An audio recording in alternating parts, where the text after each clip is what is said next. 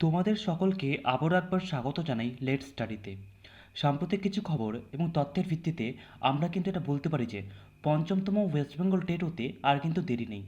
তাই যারা এখনও অবধি প্রিপারেশন নেওয়া শুরু করোনি বা ব্যাপারটাকে সিরিয়াসলি নাওনি, তারা কিন্তু বিশাল ভুল করছো। এটা এমন কোনো টাফ এক্সাম না, আবার সহজও না। যে কোনো এক্সাম ক্র্যাক করার মূল মন্ত্র হলো সঠিক প্রিপারেশন। তাই আর সময় নষ্ট না করে যারা সত্যি সত্যি পাস করতে চাও, তারা কিন্তু মন দিয়ে প্রিপারেশন নেওয়া শুরু করো। আমার বিশ্বাস, যারা নিজের ওপর বিশ্বাস রেখে নিজের 100% ডেডিকেশন দিয়ে প্রিপারেশন শুরু করবে, তাদের কিন্তু সাফল্য আসতে বাধ্য। এর আগের ক্লাসে আমরা অষ্টম শ্রেণীর পরিবেশ ও বিজ্ঞানের পার্ট 1 নিয়ে আলোচনা করেছি। যারা ক্লাসটি মিস করেছো তারা কিন্তু ক্লাসটি এখনই করে নাও। আজকের আমাদের আলোচনায় থাকবে অষ্টম শ্রেণীর পরিবেশ ও বিজ্ঞানের পার্ট 2। এটা কিন্তু খুব একটা ইম্পর্ট্যান্ট ক্লাস হবে, তাই নিজেরা কিন্তু খাতায় নোট করবে। নিজের তৈরি করা নোটসের থেকে বেস্ট কিছু হতে পারে না। তো আমাদের আজকের আলোচনায় থাকবে বন্যপ্রাণী সংরক্ষণ বা ওয়াইল্ড লাইফ কনজারভেশন। তার আগে দেখে নিই আমাদের এই অধ্যায়টা এত বেশি গুরুত্বপূর্ণ কেন। তো প্রথমে বলে রাখি, এখান থেকে কিন্তু 5+ নাম্বার পাওয়া যাবে, অর্থাৎ 5টের বেশি কোয়েশ্চেন কিন্তু এখান থেকে আসবে। তারপরে বিগত বছরগুলোতে এই অধ্যায় বা জায়গা থেকে ধারাবাহিকভাবে প্রশ্ন এসছে, অর্থাৎ আমরা যদি প্রিভিয়াস ইয়ারের কোয়েশ্চেনগুলো দেখি, তাহলে দেখতে পাবো এই অধ্যায় থেকে কিন্তু প্রত্যেকবারই কিছু না কিছু কোয়েশ্চেন এসছে। তারপরে শুধুমাত্র প্রাইমারি নয়, আপার প্রাইমারি, সেন্ট্রাল টেট এবং অন্যান্য পরীক্ষার ক্ষেত্রেও কিন্তু এটা গুরুত্বপূর্ণ। তাহলে বন্যপ্রাণী সংরক্ষণ। তো প্রথমেই আছে ভারতের বন্যপ্রাণী সংরক্ষণ আইন বা ওয়াইল্ড লাইফ প্রোটেকশন অ্যাক্ট 1972 সালে প্রণীত হয়েছিল। এটা কিন্তু মনে রাখতে হবে যে ভারতের বন্যপ্রাণী সংরক্ষণ আইন 1972 সালে প্রণীত হয়েছিল। তো তার আগে আমাদেরকে জানতে হবে যে এই বিপন্ন প্রজাতি, লুপ্ত প্রজাতি এসব কী দেখি, কারণ এইসব ওয়ার্ড কিন্তু আমরা এরপরে অনেকবার পাবো। তো তার আগে এর সংজ্ঞাগুলো জেনে নিই। বিপন্ন প্রজাতি: যে প্রজাতির জীবের বিলুপ্তির আশঙ্কা আছে এবং বিলুপ্তির কারণগুলি বর্তমান থাকলে যাদের পুনরুদ্ধার করার সম্ভাবনা কম, তাদের বিপন্ন প্রজাতি বলে। অর্থাৎ যে সমস্ত জীব এখনও অবধি কিন্তু লুপ্ত হয়নি, অর্থাৎ হারিয়ে যায়নি, তবে তাদের হারিয়ে যাওয়ার আশঙ্কা আছে, অর্থাৎ সম্ভাবনা আছে। আর সেই সম্ভাবনার কারণগুলো যদি এখনও অবধি বজায় থাকে, তাহলে কিন্তু তাদের আর পুনরায় পাওয়া যাবে না। যেমন উদ্ভিদের মধ্যে সর্পগন্ধা, কলসপত্রী, গরান, সুন্দরী ইত্যাদি। প্রাণীদের মধ্যে কস্তুরী মৃগ, ভারতীয় একশৃঙ্গি গন্ডার, নীলতিমি, এশিয়াটিক সিংহ ইত্যাদি। তারপর থাকছে লুপ্ত প্রজাতি: যে প্রজাতির জীবকে বিগত 50 বছরও দেখা যায়নি বা খোঁজ পাওয়া যায়নি, তাদের লুপ্ত প্রজাতি বলে। অর্থাৎ যে সমস্ত জীব হারিয়ে গেছে, যাদেরকে বিগত 50 বছর ধরে দেখতে পাওয়া যায়নি, তাদের বলাই লুপ্ত প্রজাতি। যেমন মধ্য ও দক্ষিণ আমেরিকার হার্লেকুইন ব্যাঙ। তো ডান দিকে আছে হার্লেকুইন ব্যাঙ, আর বাঁদিকে তোমরা দেখতে পাচ্ছ সর্পগন্ধা, হয়তো অনেকে দেখেছো। আচ্ছা, তারপরে থাকছে বিপদাপন্ন প্রজাতি: যে প্রজাতির জীব বিপন্নতার কারণগুলি বজায় থাকলে ভবিষ্যতে বিপদাপন্ন হতে পারে, তাদের বিপদাপন্ন প্রজাতি বলে। যেমন শকুন, চড়াই ইত্যাদি। এবারে খুব একটা ইম্পর্ট্যান্ট জায়গা, এখান থেকে প্রত্যেকবারে কিছু না কিছু কোয়েশ্চেন আসেই, আর আগামীতেও আসবে। দেখি, রেড ডাটা বুক: আন্তর্জাতিক প্রকৃতি সংরক্ষণ সংস্থা বা international union for conservation of nature and natural resources, IUCN, বিপন্ন বা লুপ্তপ্রায় জীব প্রজাতি সমূহের একটি বিশদ তালিকা প্রকাশ করেন। এটি রেড ডাটা বুক নামে পরিচিত। তাহলে কিন্তু মনে রাখতে হবে যে রেড ডাটা বুক কী। এটা আনসার হয়ে গেছে, এটা অ্যান্ড হবে। তারপরে গ্রিন ডাটা বুক কী? যে তালিকায় অবলুপ্তির পথ থেকে মুক্ত জীব প্রজাতি সমূহের উল্লেখ থাকে, তাকে গ্রিন ডাটা বুক বলে। আর তারপরে থাকছে ব্ল্যাক ডাটা বুক: যে তালিকায় ধ্বংসসাধক বা হানিকর জীব প্রজাতি সমূহের উল্লেখ থাকে, তাকে ব্ল্যাক ডাটা বুক বলে। তাহলে মনে রাখতে আমাকে রেড ডাটা বুক কি। রেড ডাটা বুক হচ্ছে যেখানে বিপন্ন বা লুপ্তপ্রায় জীব প্রজাতিদের উল্লেখ থাকবে বা তাদের একটা বিশদ তালিকা প্রকাশ থাকবে, তাদের বলে রেড ডাটা। অর্থাৎ তারা প্রায় বিলুপ্তির পথে রয়েছে। তারপর থাকবে গ্রিন ডাটা, অর্থাৎ আমরা যখন ট্রাফিক সিগন্যালে গ্রিন সিগন্যাল দেখি, তখন কি তার মানে কি আমরা বিপদ থেকে মুক্ত বা আমরা সামনে এগোতে পারি। তো ঠিক তেমনভাবে গ্রিন ডাটা বুক হচ্ছে এই তালিকায় কী হবে, এই তালিকায় যারা বিপদের পথ থেকে মুক্ত, যারা অবলুপ্তির পথ থেকে মুক্ত, তাদের উল্লেখ থাকবে, এদের বলে গ্রিন ডাটা বুক। আর তারপরে থাকছে black data book. Black data book কি? যে তালিকায় ধ্বংসসাধক বা হানিকর জীব প্রজাতি সমূহের উল্লেখ থাকে তাদের বলে ব্ল্যাক ডাটা বুক। জায়গাটা কিন্তু ভীষণ ভীষণ ইম্পর্টেন্ট, মনে রাখতে হবে। আচ্ছা, এটা একটু ভালো করে দেখতে হবে।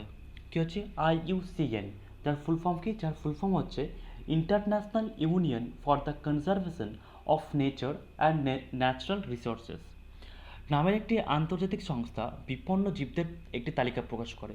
এটা কিন্তু প্রশ্ন হতে পারে যে বিপন্ন জীবদের তালিকা কোন সংস্থা প্রকাশ করে, বা কোশ্চেন এরকম হতে পারে যে রেড ডাটা বুক কোন সংস্থা প্রকাশ করে, বা সম্মিলিত জাতিপুঞ্জের কোন সংস্থা রেড ডাটা বুক বা বিপন্ন জীবদের প্রকাশ করে। তাহলে IUCN নামের একটি আন্তর্জাতিক সংস্থা বিপন্ন জীবদের একটি তালিকা প্রকাশ করে।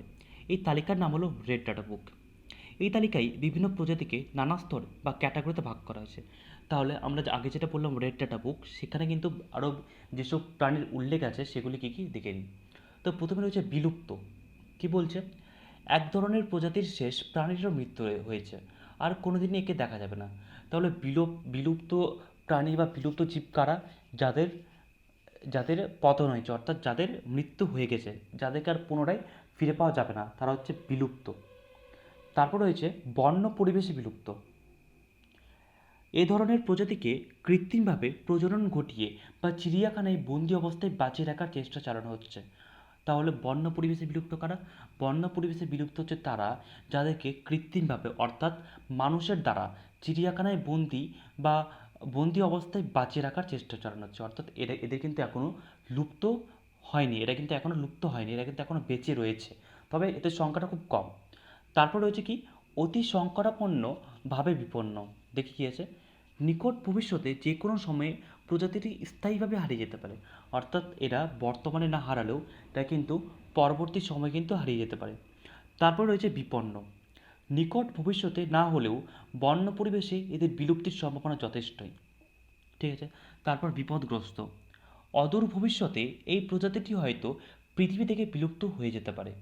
মানে ভবিষ্যতে কিন্তু এরা পৃথিবী থেকে বিলুপ্ত হয়ে যেতে পারে। তারপরে রয়েছে কম বিপদগ্রস্ত। যখন কোনো প্রজাতিভুক্ত জীবের সংখ্যা স্বাভাবিকের থেকে কম হলেও ওপরের তিনটি ক্যাটাগরিতে, অর্থাৎ 3, 4, 5, মানে অতি সংকটাপন্নভাবে বিপন্ন, তারপরে বিপন্ন আর বিপদগ্রস্ত, এই ক্যাটাগরির মধ্যে কিন্তু এরা অন্তর্ভুক্ত হবে না, বা এই ক্যাটাগরির মধ্যে কিন্তু এরা পড়বে না। আচ্ছা, নেক্সট রয়েছে ভারতের কতগুলি বিশেষ বিপন্ন প্রাণী। তাহলে বিপন্ন প্রাণীর সংজ্ঞা আমরা কী পড়লাম? বিপন্ন প্রাণী হচ্ছে নিকট ভবিষ্যতে না হলেও বন্য পরিবেশে এদের কিন্তু হারিয়ে যাওয়ার সম্ভাবনা অনেক বেশি রয়েছে, এটা কিন্তু মনে রাখতে হবে। তাহলে ভারতের কিছু বিশেষ বিপন্ন প্রাণী কারা? তারা হলো royal Bengal tiger, Asiatic lion, একশৃঙ্গ গন্ডার, লায়ন টেইলড ম্যাকক, তারপর রয়েছে খাড়ির কুমির, শকুন, রেড পান্ডা, তুষার চিতা, আর কি গঙ্গার শুশুক। তারপরে কী আছে দেখি। তারপর রয়েছে বিপন্ন জীবকে কীভাবে বাঁচানো সম্ভব। এটা কিন্তু ভেরি ভেরি ইম্পর্ট্যান্ট। সব মোটামুটি সববারে কিন্তু এই প্রশ্নটা এসছে। দেখি কী আছে। ইনসিটু কনজারভেশন বা ইনসিটু সংরক্ষণ। কোনো উন্নত বা বিরল অবলুপ্তপ্রায় জীবকে তার নিজস্ব বাসভূমি, অর্থাৎ নিবাস বা বসতি এলাকার মধ্যে সংরক্ষণ করাকে ইনসিটু কনজারভেশন বলে। অন্যভাবে বলা যায়, বিপন্ন উদ্ভিদ ও প্রাণীকে যখন তাদের প্রাকৃতিক পরিবেশে, অর্থাৎ সাধারণ বাস্তুতন্ত্র বা মানুষের তৈরি বাস্তুতন্ত্র, অর্থাৎ কৃত্রিম বাস্তুতন্ত্রে সংরক্ষণ করা হয়, তখন সেই সংরক্ষণকে ইন সিটু সংরক্ষণ বলে। এই ধরনের সংরক্ষণের জন্য অভয়ারণ্য, সংরক্ষিত বন ইত্যাদি তৈরি করা হয়। তাহলে ইন সিটু সংরক্ষণ কি? মনে রাখতে হবে, ইন মানে কি? ইন মানে হচ্ছে ভেতরে। তাহলে কি? সেই নিজের প্রাকৃতিক পরিবেশের ভিতরেই এরা থাকবে। যেমন কোনো উন্নত বা বিরল অবলুপ্তপ্রায় জীবকে, অর্থাৎ যারা বিলুপ্তির পথে রয়েছে, তাদেরকে তাদের নিজস্ব বাসভূমি, অর্থাৎ তারা যেখানে থাকছে সেখানেই, অর্থাৎ নিবাস বা বসতি এলাকার মধ্যে সংরক্ষণ করাকে ইনসিটু কনজারভেশন বলে। অর্থাৎ এই ধরনের জীব যেখানে বাস করে এদেরকে সংরক্ষণ কিন্তু সেখানেই করা হবে। এরা হচ্ছে ইনসিটু সংরক্ষণ। এর মধ্যে কী কী পড়তে পারে? এর মধ্যে অভয়ারণ্য পড়তে পারে, আর সংরক্ষিত বন পড়তে পারে। ভীষণ ভীষণ ইম্পর্টেন্ট একটা জায়গায়, তো মনে রাখতে হবে। তাহলে আমরা আগে পড়লাম অভয়ারণ্য। তাহলে অভয়ারণ্য কি? অভয়ারণ্য বলতে সেই সব সংরক্ষিত বনভূমিকে বোঝায় যেখানে কিছু বিশেষ ধরনের উদ্ভিদ ও প্রাণী বসবাস করে। যেমন দক্ষিণবঙ্গের লোথিয়ান আইল্যান্ড, এই লোথিয়ান আইল্যান্ডে কী কী থাকে, কুমির থাকে, ময়ূর থাকে, ভোঁদড় থাকে। আর কি উত্তরবঙ্গের গরুমারা অভয়ারণ্য, এর মধ্যে একশৃঙ্গি গন্ডার, হাতি, বাঘ ইত্যাদি দেখতে পাওয়া যায়। আর ভারতে মনে রাখতে হবে যে ভারতে 515টি অভয়ারণ্য রয়েছে, অর্থাৎ ভারতে 515টি অভয়ারণ্য রয়েছে। তারপর জাতীয় উদ্যান। জাতীয় উদ্যান বা ন্যাশনাল পার্ক বলতে সেই সমস্ত অঞ্চলকে বোঝায় যার প্রাকৃতিক সৌন্দর্য সহ সব ধরনের গাছপালা বা জীবজন্তু তার নিজস্ব পরিবেশে সংরক্ষণ করা হয়। আমেরিকার আমেরিকার ইয়েলোস্টোন ন্যাশনাল পার্ক, এটা কিন্তু ভীষণ ইম্পর্টেন্ট। আমেরিকার ইয়েলোস্টোন ন্যাশনাল পার্ক পৃথিবীর সর্বপ্রথম জাতীয় উদ্যান, মনে রাখতে হবে। এটি 1872 সালে চিহ্নিত করা হয়। এখানে ওল্ড ফেইথফুল নামে একটি সবিরাম উষ্ণ প্রশমন রয়েছে। ভারতের উত্তরপ্রদেশের করবেট ন্যাশনাল পার্ক সবচেয়ে পুরনো। তাহলে যদি বলে যে ইন্ডিয়ার ওল্ডেস্ট ন্যাশনাল পার্ক কোনটা, তার নাম কি? তার নাম হবে করবেট ন্যাশনাল পার্ক। আর এই করবেট ন্যাশনাল পার্ক কার নামানুসারে হয়েছিল? তা হয়েছিল জিম করবেটের নামানুসারে, মনে রাখবে। এটা হচ্ছে সবচেয়ে পুরনো। 1935 সালে এটি গড়ে তোলা হয়। এর আগের নাম ছিল হেইলি ন্যাশনাল পার্ক। আচ্ছা, নেক্সট হচ্ছে বায়োস্ফিয়ার রিজার্ভ বা সংরক্ষিত জীবমণ্ডল। যেখানে কোনো বিপন্ন প্রজাতি বা গোষ্ঠীর প্রাণী অথবা উদ্ভিদকে তাদের জীবনধারা অনুসারে সুদীর্ঘকাল ধরে সুরক্ষিত রাখা যায় তাকে সংরক্ষিত জীবমণ্ডল বা বায়োস্ফিয়ার রিজার্ভ বলে। যেমন পশ্চিমবঙ্গের সুন্দরবন বায়োস্ফিয়ার রিজার্ভ। তাহলে কিন্তু এই জায়গাটা আমাদের মাথায় রাখতে হবে যে সুন্দরবন কিন্তু একটা বায়োস্ফিয়ার রিজার্ভ। নেক্সট, ভারতে 18টি বায়োস্ফিয়ার রিজার্ভ রয়েছে। ভীষণ ইম্পর্টেন্ট, কিন্তু কোয়েশ্চেনে আসে যে ভারতে কটি বায়োস্ফিয়ার রিজার্ভ আছে? উত্তর কী হবে? আনসার হবে 18টি। আচ্ছা, যে 18টি বায়োস্ফিয়ার রিজার্ভের মধ্যে এই যে লিস্ট দিয়ে দিয়েছি, এই 18টি বায়োস্ফিয়ার রিজার্ভের নাম এখানে কিন্তু দেওয়া আছে। দেখো, প্রথমে আছে নীলগিরি, তারপর নন্দা দেবী। তোমরা কিন্তু একবার দেখে নেবে, এটা আলোচনা করতে তেমন কিছু নেই, জাস্ট মনে রাখবে যে 18টি বায়োস্ফিয়ার রিজার্ভ আছে। এই ছকটা দেখলে দেখতে পারো। আচ্ছা, আমরা এর আগে বললাম ইনসিটু পরে আরেকটা আসছে, সেটা কি? সেটা হচ্ছে এক্স-সিটু সংরক্ষণ বা কনজারভেশন। এক্স-সিটু কনজারভেশন, যেসব জীবকে কোনোভাবেই তার স্বাভাবিক বাসস্থানে বাঁচিয়ে রাখা সম্ভব হচ্ছে না, তাদের স্বাভাবিক বাসস্থান থেকে দূরে অন্য কোনো স্থানে, যেমন চিড়িয়াখানা বা বোটানিক্যাল গার্ডেনে রেখে বেঁচে থাকার অনুকূল পরিবেশ সৃষ্টি করে কৃত্রিমভাবে সংখ্যা বাড়ানোর চেষ্টা করা হয়। এই ধরনের সংরক্ষণকে এক্স-সিটু সংরক্ষণ বলে। তাহলে আমরা ইনসিটু সংরক্ষণে কী পড়লাম? সেটা কি? সেটা তার নিজের বাসস্থানে তাকে সংরক্ষণ করা হবে। আর এক্স-সিটুতে কী হবে? এক্স-সিটুতে নিজের বাসস্থানে কিন্তু সংরক্ষণ করা সম্ভব হবে না। এই জন্য তার স্বাভাবিক বাসস্থানে বাঁচিয়ে রাখা যখন সম্ভব হবে না, তখন তার স্বাভাবিক সেই বাসস্থান থেকে দূরে অন্য কোনো স্থানে একটা কৃত্রিম অনুকূল পরিবেশ সৃষ্টি করা হবে, যেখানে সেই জীবকে বাঁচিয়ে রাখার চেষ্টা চালানো হবে। একেই বলে এক্স-সিটু সংরক্ষণ। যেমন চিড়িয়াখানা হতে পারে বা বোটানিক্যাল গার্ডেন এই এক্স-সিটুর এক্সাম্পল হতে পারে। আচ্ছা, তারপর ভীষণ একটা ইম্পর্টেন্ট কোয়েশ্চেন কি? বসুন্ধরা শিখর সম্মেলন, আর্থ সামিট। 1992 সালে ব্রাজিলের রিও ডি জেনিরোতে পরিবেশ বিষয়ক একটি বিশ্ব সম্মেলন অনুষ্ঠিত হয়। তাহলে 1992 সালে কিন্তু ব্রাজিলের রিও ডি জেনিরোতে এই পরিবেশ বিষয়ক বিশ্ব সম্মেলন হয়, যার নাম বসুন্ধরা শিখর সম্মেলন। এই সম্মেলনে পরিবেশের বিভিন্ন সমস্যা ও তার জন্য 21 দফা কর্মসূচি গ্রহণ করা হয়। একে অ্যাজেন্ডা 21 বলা হয়। তাহলে কোয়েশ্চেন হতে পারে যে অ্যাজেন্ডা 21 কার সঙ্গে সম্পর্কিত? বলবে বসুন্ধরা শিখর সম্মেলন। এর মুখ্য বিষয়গুলি হলো স্থিতিশীল উন্নয়ন, বনের সংরক্ষণ, পরিবেশের তাপমাত্রা নিয়ন্ত্রণ, জল সম্পদের সঠিক ব্যবহার, সমুদ্রের সুরক্ষা, জীববৈচিত্র্য সংরক্ষণ ও মানুষের স্বাস্থ্যের সুরক্ষা ইত্যাদি। এটা একবার দেখলেই হবে। নেক্সট হচ্ছে এটা জীববৈচিত্র্যের সংরক্ষণ। তাহলে জীববৈচিত্র্যের সংরক্ষণ হচ্ছে দুভাগে ভাগ করা যেতে পারে। একটা হচ্ছে প্রাকৃতিক পরিবেশের সংরক্ষণ, আরেকটা হচ্ছে কৃত্রিম পরিবেশের সংরক্ষণ, অর্থাৎ কৃত্রিম পরিবেশে বা কৃত্রিম প্রচেষ্টার মাধ্যমে, অর্থাৎ মানুষের দ্বারা। তাহলে প্রাকৃতিক পরিবেশের মধ্যে কী পড়ছে? প্রাকৃতিক পরিবেশের মধ্যে পড়ছে সংরক্ষিত অঞ্চল। আর এই সংরক্ষিত অঞ্চলের মধ্যে কী কী পড়ছে? এর মধ্যে ন্যাশনাল পার্ক চলে আসবে, অভয়ারণ্য আসবে, আর কি বায়োস্ফিয়ার রিজার্ভ আসবে। আর কৃত্রিম পরিবেশের মধ্যে কী কী আসবে? এবার চিড়িয়াখানা আসবে, বটানিক্যাল গার্ডেন আসবে, জিন সংরক্ষণ, বীজ ও জনন কোষ সংরক্ষণ, কলাপোষণ চলে আসবে। এটা কিন্তু একবার দেখে নেবে। আচ্ছা, এখান থেকে কিন্তু কোয়েশ্চেন হতে পারে যে, যদি বলতে পারে যে ন্যাশনাল পার্ক একটি ইন সিটু সংরক্ষণ কি এক্স সিটু সংরক্ষণ, তাহলে আনসার কী হবে? আনসার হবে ইন সিটু সংরক্ষণ, মনে রাখবে। নেক্সট, কয়েকটি বিপন্ন বন্যপ্রাণী ও তাদের সংরক্ষণ। শকুন। পোষা গরু মোষদের বিভিন্ন অসুখে, বিশেষত হাড়ের রোগে দেওয়া হয় এক ধরনের বিশেষ ওষুধ, যার নাম ডাইক্লোফেনাক। তাদের মৃতদেহ এই ওষুধ থেকে যেত, অর্থাৎ তাদের মৃতদেহে কিন্তু এই ওষুধটা থেকে যেত। অর্থাৎ যখন গরু বা মোষদের বিভিন্ন অসুখে, বিশেষত হাড়ের রোগে, অর্থাৎ তাদের যখন হাড়ের রোগ দেখা যেত, তাদেরকে এই ডাইক্লোফেনাক দেওয়া যেত। এবার তারপরেও যখন সেই গরুটি বা মোষটি মারা যেত, তাদের শরীরে কিন্তু সেই ডাইক্লোফেনাক থেকেই যেত। এই ডাইক্লোফেনাক শকুনের কিডনি নষ্ট করে দেয়। এবার সে পশুটি যখন মারা গেল, তাদেরকে যখন কোনো খোলা মাঠে ফেলে দেওয়া হলো, তখন তাদের উপর তো শকুন বসবে। এবার শকুন যখন তাদের মাংস খাবে, সেই থেকে কিন্তু সেই ডাইক্লোফেনাক সেই শকুনের শরীরে প্রবেশ করবে। এতে কিন্তু শকুনের কিডনিকে সেটা একদম পুরোপুরিভাবে নষ্ট করে দিচ্ছে। 2006 সালের মার্চ মাসে ভারত সরকার ডাইক্লোফেনাককে নিষিদ্ধ ঘোষণা করলেন। ভারতবর্ষের বিভিন্ন জায়গায় শকুন পুনর্বাসন কেন্দ্র খোলা হয়েছে। তার মধ্যে হরিয়ানার পিঞ্জোর এবং পশ্চিমবঙ্গের উত্তরে রাজা ভাতখাওয়া বিশেষ উল্লেখযোগ্য। তাহলে মনে রাখতে হবে যে হরিয়ানার পিঞ্জোর কিন্তু একটি শকুন সংরক্ষণ কেন্দ্র, এবং রাজা ভাতখাওয়াও। নেক্সট, শুশুক। আচ্ছা, এই শুশুককে কিন্তু আমরা ডলফিন নামে জানি। আচ্ছা, গঙ্গার শুশুককে জাতীয় জলজ প্রাণী হিসেবে ঘোষণা করা হয়েছে। তাহলে যদি কোশ্চেন আসে যে জাতীয় জলজ প্রাণী কী বলবে? শুশুক বা ডলফিন।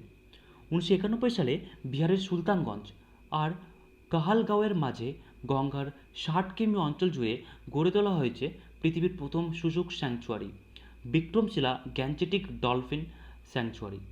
তাহলে যদি বলে যে পৃথিবীর প্রথম শুশুক স্যাংচুয়ারির নাম কি, তার নাম কি? তার নাম হবে বিক্রমশিলা গ্যাঞ্জেটিক ডলফিন স্যাংচুয়ারি। সেটি কোথায় গড়ে তোলা হয়েছে? সেটি বিহারের সুলতানগঞ্জ আর কাহালগাঁওয়ের মাঝে গঙ্গার 60 কিমি অঞ্চল জুড়ে গড়ে তোলা হয়েছে। স্থানীয় জেলেদের মধ্যে শুশুক সংরক্ষণের সচেতনতা বাড়াতে প্রচার করা হচ্ছে। উত্তরপ্রদেশের ব্রিজঘাট থেকে নারোরার মধ্যবর্তী গঙ্গার অঞ্চলকে শুশুক সংরক্ষণের জন্য রামসার সাইট অর্থাৎ সংরক্ষিত বিশেষ জলাভূমি হিসেবে চিহ্নিত করা হয়েছে। এটা কিন্তু মনে রাখতে হবে। তারপরে ব্যাঘ্র সংরক্ষণ প্রকল্প, এখান থেকেও কোয়েশ্চেন আসার চান্স রয়েছে। স্বাভাবিক পরিবেশে বাঘকে বাঁচিয়ে রাখার জন্য উপযুক্ত পরিবেশ সৃষ্টি করার যে পরিকল্পনা, তাকে ব্যাঘ্র সংরক্ষণ প্রকল্প বা টাইগার রিজার্ভ বলে। সারা ভারতে 52টি টাইগার রিজার্ভ রয়েছে। তার সারা ভারতে বর্তমানে 52টি কিন্তু টাইগার রিজার্ভ রয়েছে। আচ্ছা, অনেক বই কিন্তু এখন অবধি 50টা পাবে, কিন্তু আধুনিকতম সংস্করণে 52তম হয়েছে, অর্থাৎ 2021 অবধি কিন্তু 52টি টাইগার রিজার্ভ রয়েছে। সর্বশেষ অর্থাৎ 52তম টাইগার রিজার্ভ হলো Ramgarh Vishdhari tiger reserve RVTR in Bundi district of Rajasthan. তাহলে রাজস্থানের বুন্দি জেলার সেই রামগড় ভিসাদ্রি টাইগার রিজার্ভ হচ্ছে 52তম টাইগার রিজার্ভ। আর 51তম টাইগার রিজার্ভ কোনটা? 51তম টাইগার রিজার্ভ হলো মেঘমালাই ইন তামিলনাড়ু। তামিলনাড়ুর কিন্তু মেঘমালাই হচ্ছে 51তম টাইগার রিজার্ভ।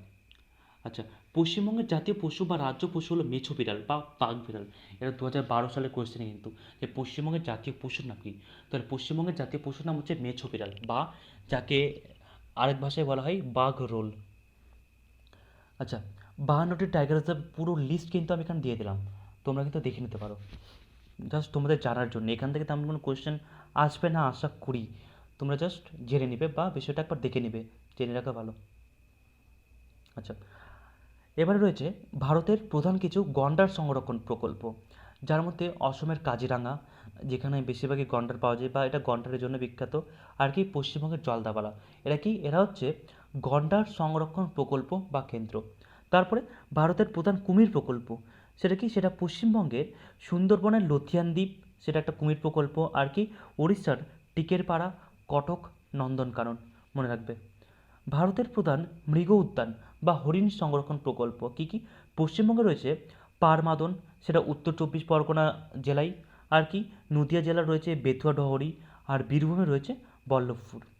আর মনে রাখতে হবে যে তামিলনাড়ু কি চেন্নাইয়ের গুইন্ডি, এটা কিন্তু কি এটা হচ্ছে একটা মৃগ উদ্যান বা হরিণ সংরক্ষণ কেন্দ্র। আচ্ছা, আজকের ক্লাসে কিন্তু আমি যথেষ্ট চেষ্টা করছি বিষয়গুলোকে ভালো করে এবং ডিটেলসের সঙ্গে তুলে ধরার এবং তোমাদেরকে বোঝানোর। যদি তোমাদের মনে হয় আমি এই কাজটি করতে পেরেছি এবং তোমাদের ক্লাসটি ভালো লেগেছে, তাহলে কিন্তু ভিডিওটিতে একটি লাইক করতে ভুলবে না। আর কোনো রকমের কোনো কিছু নিয়ে কোনো জিজ্ঞাসা বা ডাউট থাকলে ভিডিওর নিচে কমেন্ট করতে পারো। তোমাদের সমস্যা সমাধানে আমরা সর্বদা সচেষ্ট থাকব। আর হ্যাঁ, যারা এখনও অবধি আমাদের চ্যানেলটিকে সাবস্ক্রাইব করনি তারা কিন্তু করে নাও, কারণ আমরা এরকমই রেগুলার ক্লাস নিতে থাকব। আর নিজের সব বন্ধুদের কিন্তু আমাদের চ্যানেলে ভিডিওগুলোকে শেয়ার করে পৌঁছে দাও, যাতে করে সবাই উপকৃত হতে পারে। তাহলে দেখা হচ্ছে পরের ভিডিওতে।